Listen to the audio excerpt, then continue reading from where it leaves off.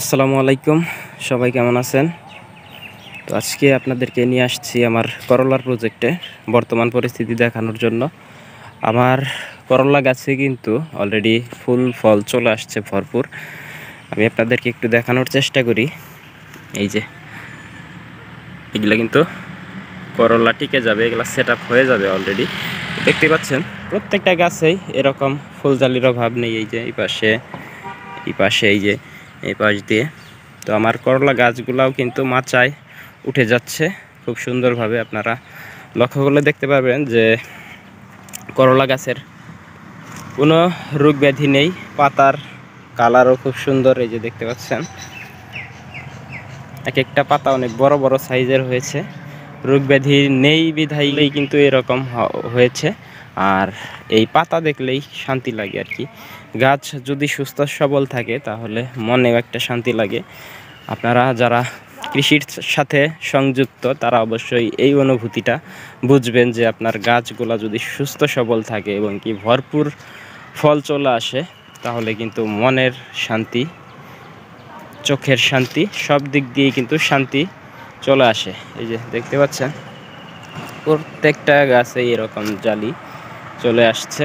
আর বিশেষ করে আমার এখানে কিন্তু 20% জায়গায় এয়ার মালিক সিডসের দুর্বার এবং কি আলিশা লাগানো হয়েছে। আপনাদের এলাকাতে কোন চলে অবশ্যই কমেন্টের মাধ্যমে জানাবেন। আর আপনারা আপনাদের প্রজেক্টে কী চাষাবাদ করতেছেন অবশ্যই কমেন্ট করে জানিয়ে যাবেন। তো আপনারা এই প্রজেক্টের নিয়মিত স্প্রে পাবেন ইনশাল্লাহ। এখন যেহেতু রমজান মাস, আসলে আমাদের কৃষকরা স্প্রে দেওয়াটা খুবই টাফ হয়ে যাচ্ছে, কারণ বিকেলবেলা এমনিতেই শরীর ভালো লাগে না, যদি আবার স্প্রে দিতে যাই তাহলে কিন্তু আসলেই বেহাল অবস্থা। তারপরও কিচ্ছু করার নেই, আল্লাহ নিয়ম করেই আমাদের দুনিয়াতে পাঠিয়েছে। দেখতে পাচ্ছেন যে গাছের চেহারা একেবারেই সুস্থ সবল। এইখানে মোটামুটি আমি কিন্তু এখন পর্যন্ত কোনো সার ব্যবস্থাপনা করিনি। সার একদম মাটির নিচে মালচিং পেপার দিয়ে চাপা দিয়ে দিয়েছিলাম, তারপরে আর কোনো সার দেওয়া হয়নি, শুধু সেচ দেওয়া হয়েছে।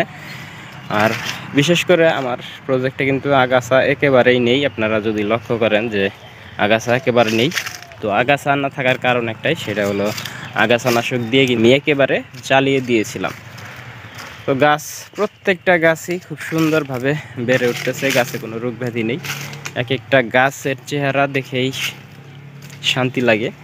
তো বুঝতেই পারছেন যে এখন পর্যন্ত আমার প্রজেক্টের বর্তমান কন্ডিশন খুব ভালো আছে, আর প্রত্যেকটা গাছই সুস্থ সবল।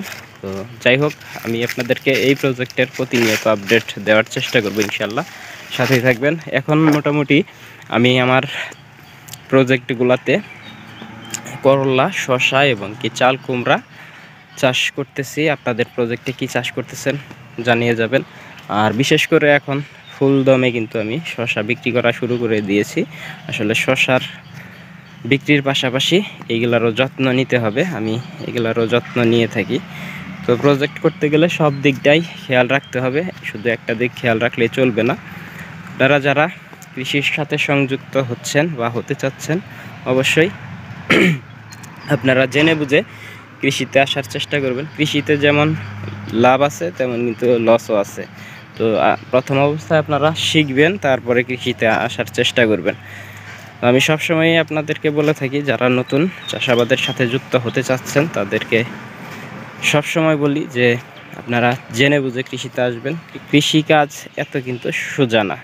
তো যাই হোক, সবাই আমার চ্যানেলের সাথেই থাকবেন। আমি আপনাদেরকে আমার প্রজেক্টের প্রতিনিয়ত আপডেট দেওয়ার চেষ্টা করি। তো সবাই ভালো থাকবেন, সুস্থ থাকবেন, আর অবশ্যই আমার চ্যানেলটি সাবস্ক্রাইব করে রাখবেন। আল্লাহ হাফেজ।